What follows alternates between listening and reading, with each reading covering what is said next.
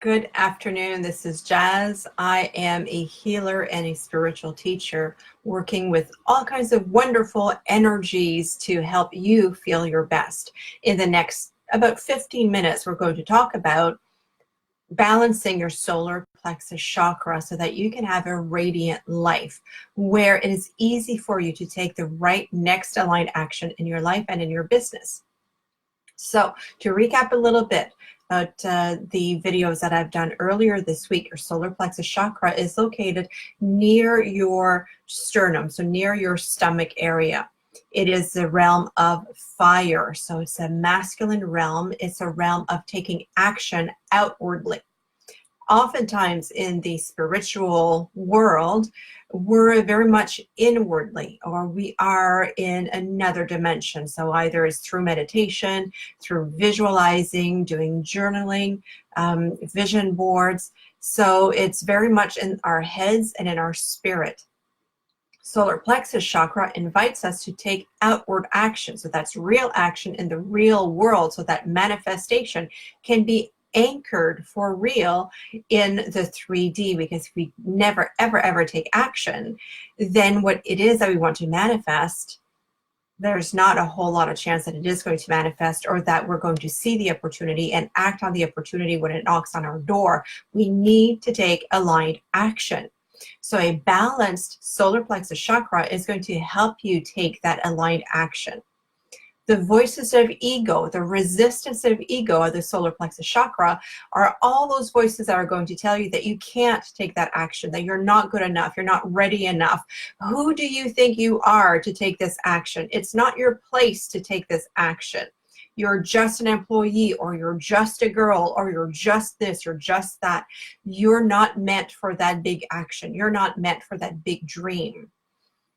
How many of those voices constantly resonate in your mind? How many times a day do you stop yourself from eating healthy, from exercising, from taking time off for yourself because of those ego voices? Right? That's not a good way to live. You don't feel joyful. You don't feel empowered when you constantly stop yourself because of those voices. Those ego voices, of course, they come from your past, your childhood, your teenage years, early adulthood, all the times where you learned that, someone told you that you weren't good enough, and you believed them. So what I invite you to do is to really go to that root cause, that first time that you accepted somebody else's verdict about you, that somebody else told you that you were not good enough, and say, you know what, it's probably right. I am not good enough. And then that kind of just snowballed into something really bigger, and that now you never take that action. Right? So would that be perhaps in math class when someone said you really sucked at math? Would it be in art class when someone said you really suck at drawing? Is it in your cooking? Is it in your exercising? Is it someone that told you, well, your genes are like that? Of course, in our family, we're all big in the hips. Of course, you're big in the hips. Nothing you will do will change that.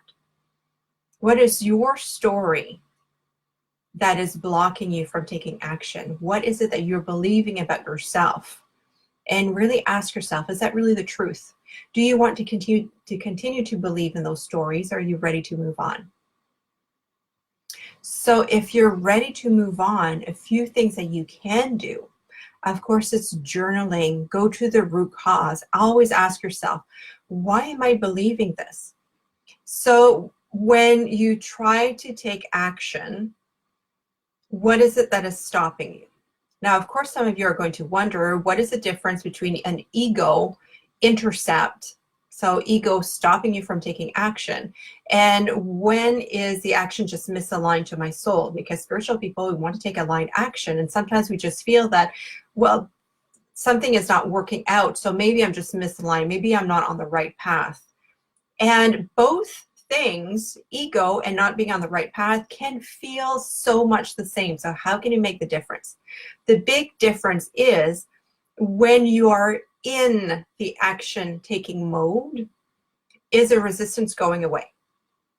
For instance, One of the promises that I've made to myself is that every morning before breakfast, I roll out of bed, I put on my t-shirt and my gym pants, and I go on the treadmill or I do yoga, but it's 30 minutes of exercise no matter what every morning as I wake up, just so that I can start my metabolism, start the day, and then have more energy through the day. So it's a very conscious decision. And I also want to be able to embody more spiritual energy.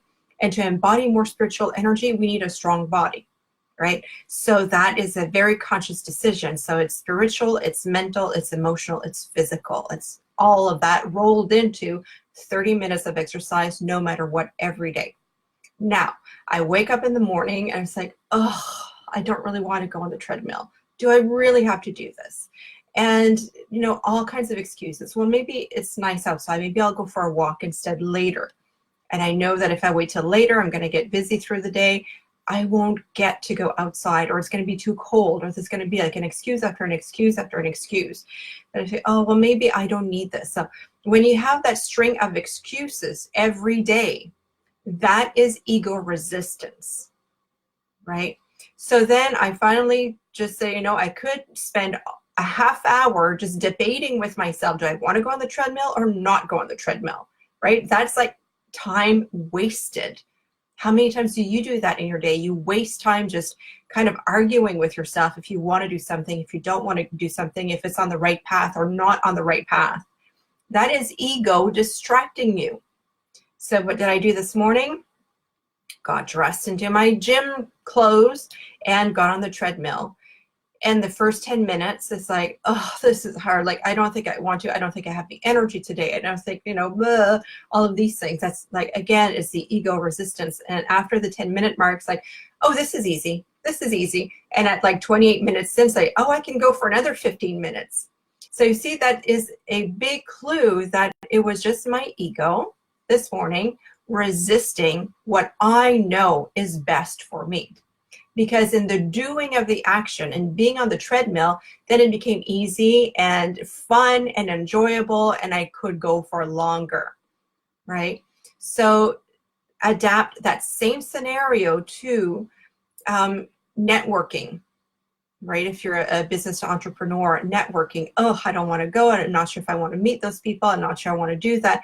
But then you are at the networking event, and it's just easy to make new friends. It's easy to socialize with other people, right? So then you know that it was ego resistance. So does that make sense? Can you understand what ego resistance feels like? So when you're on the wrong path, hi, Colleen. When you're on the wrong path, what happens is when you're in the doing, it doesn't feel good. And not just the first 5 minutes, because ego is still going to say in the first 5 minutes of doing an exercise program, of eating right, of doing something new in your business, the ego is still going to be there and stop you. But after you've been in the moment, in the movement for a certain amount of time, it still doesn't feel right. So that can be in dating, for instance. If you see someone for the first time and you just feel that, oh, you're not sure you want to meet that person, but things don't go well through the dinner, but at dessert, like, it's still not going well, then you probably know that you need to walk away, right? But maybe just the first 5 minutes of meeting someone, you might have a really good gut feeling or a really bad gut feeling about the person, but sometimes that's just the ego. So investigate a little bit more, a little bit longer. Why do you have this urge that it might not be aligned? Is it just ego, or is it really not a good situation for you, right? Of course, there are extremes. If there's any dangerous situations, get out of that right away. Don't stay there. Say, well, maybe I'm supposed to experience this badness. Maybe I'm supposed to experience this discomfort. Maybe it's supposed to feel so badly for me. Now, that's another ego trap. And that ego trap is going to keep you in the victim mode, because some of us are addicted to being a victim. And so your ego is always going to put you into situations that don't feel good, that are not with the right people, But you're going to feel like a martyr. You feel perhaps you have that savior archetype that you have to save everybody. And that's another ego trap. So things don't always feel good all the time, and things don't always feel bad all the time. So the best way for it to balance a solar plexus chakra, to know what's best for you, to know what action to take or when to get out of situations, is to really know yourself. And how do you really know yourself?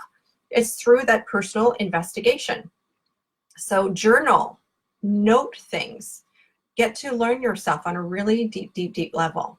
That's the number one thing that's going to help you come into balance and make the right choices for you. Knowing that the right choices for you may not be the right choices for me, and that's perfectly okay, because we both are spirit, we both are divine, but we are individuated, embodied differently, meant to experience different things, and that's perfectly fine. So there's no one size fits all. So when I do my coaching, when I do the teaching, it's really much based on you, your soul blueprint, what you are meant to experience and what you want to experience in the world. And that's the most important thing for me when I coach. Hi, Tiziana. Hola, Colleen. So nice to have you here. So if you have questions, put them in. You're moving in with me. You will not like that, Colleen. I don't do well with other people. I am an introvert. I like my space. You're welcome to come for tea every once in a while, but moving in with me, the tiger is going to come out.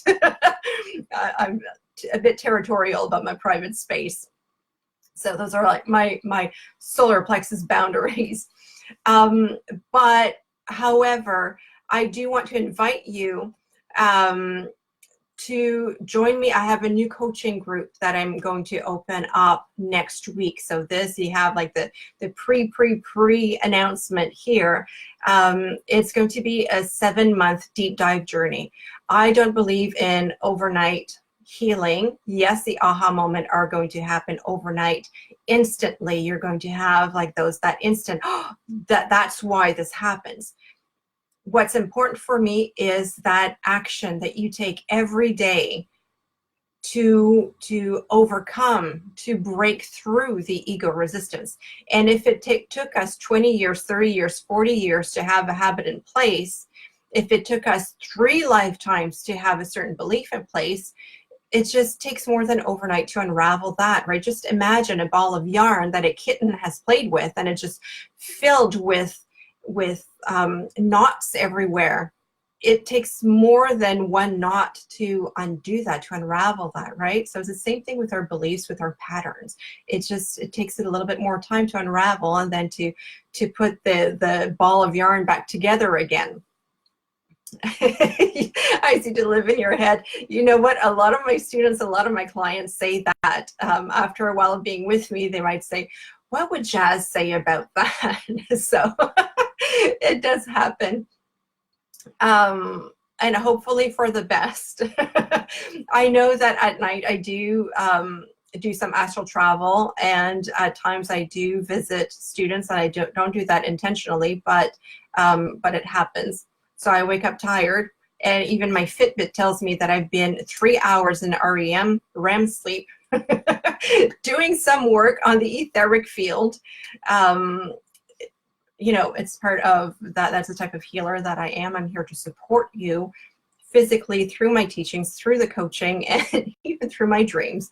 It does happen that that's like that, but my clients are getting really awesome results, really big life transformations as well, from all the energy that they gain working with me. So I will be posting some information about this coaching program very shortly.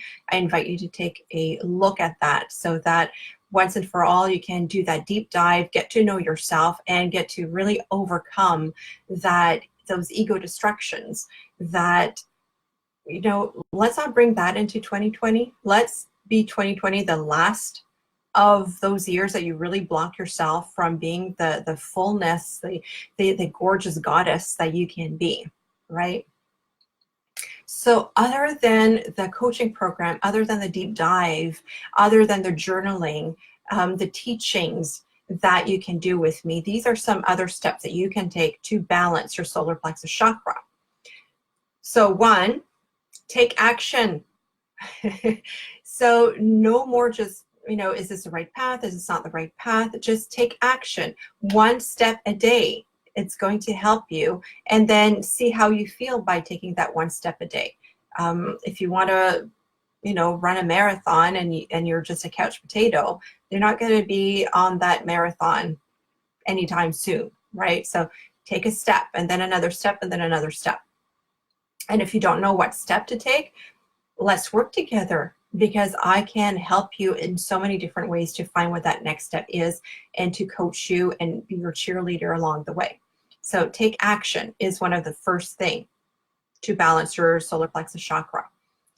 Sometimes the right action is rest. So if you're in that overactive solar plexus chakra and you're all about doing, and at the end of the day you feel good about yourself just because that long to-do list is all checked out, and then you have like 100 more things the next day, then it's an overactive solar plexus chakra. If your self-worth is tied to how much you do in a day, then your next right action is going to be rest. So make sure that you balance these out, the right action and the right time for rest.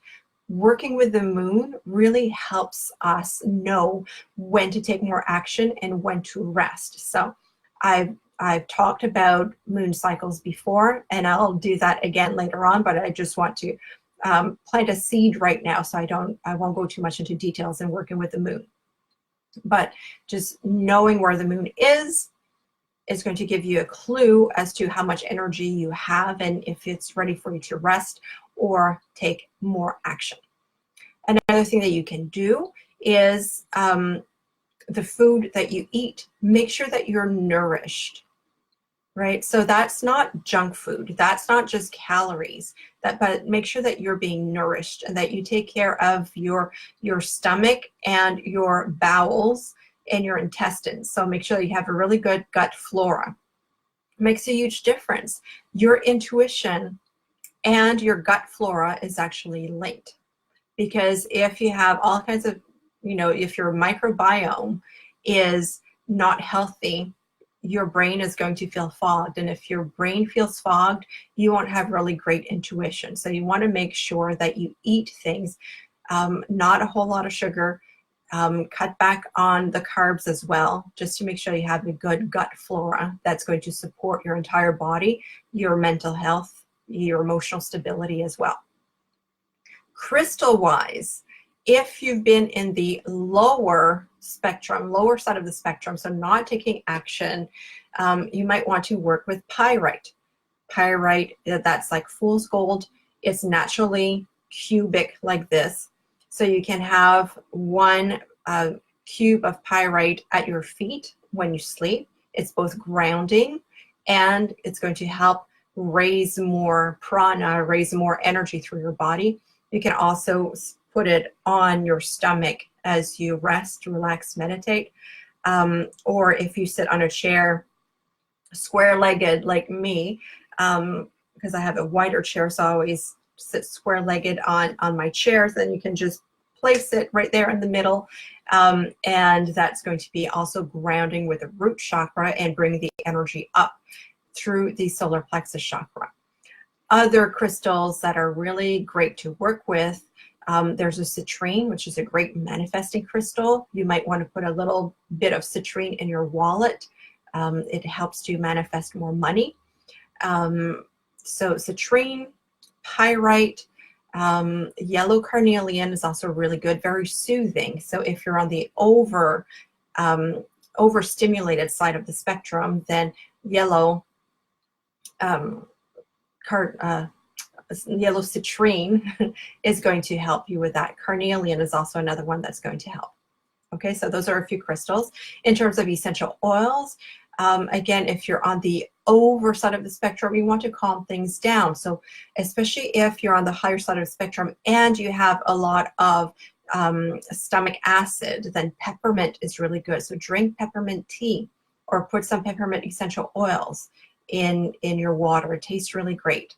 and so that you can take your correct amount of water per day when it tastes more than water, for those of you who don't like the taste of water.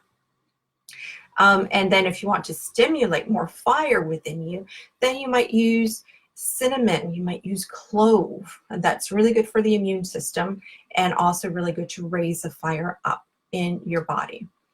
You're very welcome, Tiziana, and you will try to sleep with these stones. They are going to help you.